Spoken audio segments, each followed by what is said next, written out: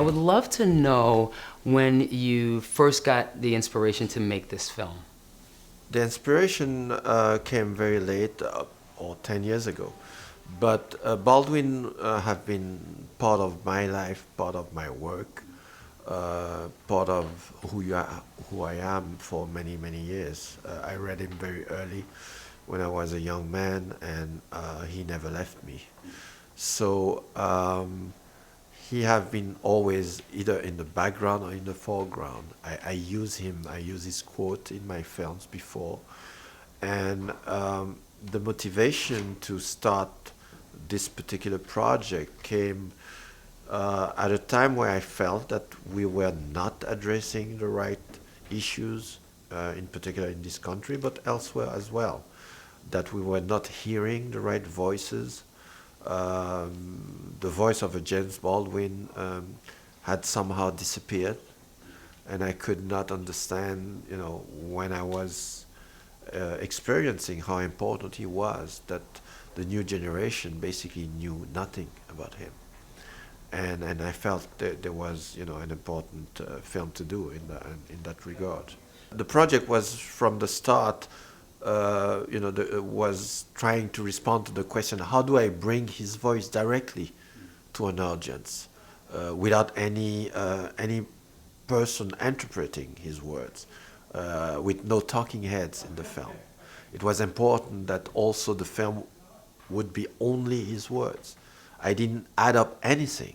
It's really pure Baldwin, which made the work difficult because I had to find a form that would allow me to delve in this work back and forth, not only in terms of time, but in terms of chronology as well. Of course, I use a certain historic moment for telling the story, but how I tell it, I had to be totally free in it. So it was a challenge. It took a long time before we could come to the right format and to the right choice of words. But I knew also that how efficient Baldwin's words are and were, and I was in the incredible position to have access to everything, which is rare for a filmmaker. Usually you go to an estate and get access to one book or one chapter of a book, but not the whole body of work. So it was both something important, but at the same time it was a huge responsibility. So obviously it's important that Baldwin's voice be heard, but as a filmmaker, you also have the sort of technical things that you go about to ensure that what you want is what people see. But why was it so important that Baldwin's voice be heard? Because I felt the words were already clear enough. They were already efficient enough that I did not need anybody putting their own agenda in those words. Baldwin have been used for many different sectors, and I don't think that Baldwin himself would have loved it. So it was important that we get the chance to go directly to his word, that we give this generation a chance to have directly access to him without having any, paternalistic voice, guiding them to their own interpretation. From a personal level, what does this film mean to you? As if for me, it's as if I'm myself giving back something to Baldwin. He plays such a role in my life, and it broke my heart the way that certain commentary would judge his work. I've even heard in the literary world that Baldwin would be a has-been, that Baldwin was not on the top of his game. We all have our moment of weakness. We all cannot say that all our life we have been creating masterpieces. I don't know any writer who you can say that, not even Hemingway, not even Faulkner.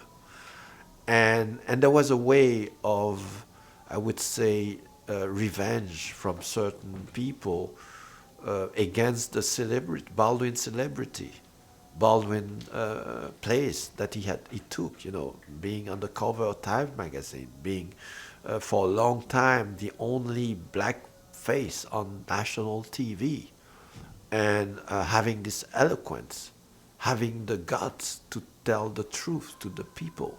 You know, you see those extracts in the film, you know, Dick Cavett show, you know, to have more than 40 minutes talking to America and saying the words he's saying.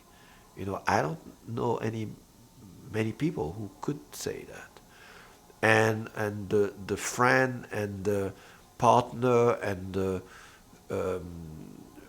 you know, protector he has been for a lot of the artists of the time, a lot of the musicians, a lot of, you know, people like Lauren Hansberry, people like Maya Angelou, people like Nina Simone, Sidney Poitier have been a close friend, Harry Belafonte have been a close friend. All these people, Baldwin was central to their life.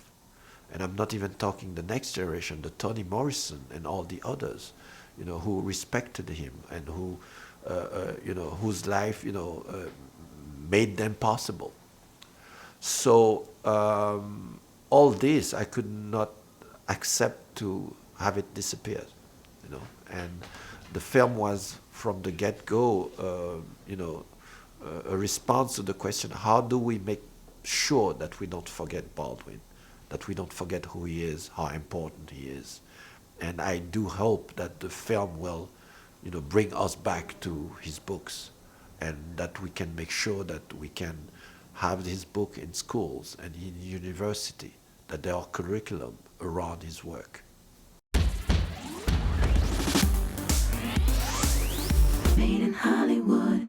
Hey guys, thank you for watching this video. Don't forget to subscribe to our channel, Made in Hollywood TV. Let us know what you think in the comment section below, and for the next awesome video, click right here. Click in that box right there, super easy.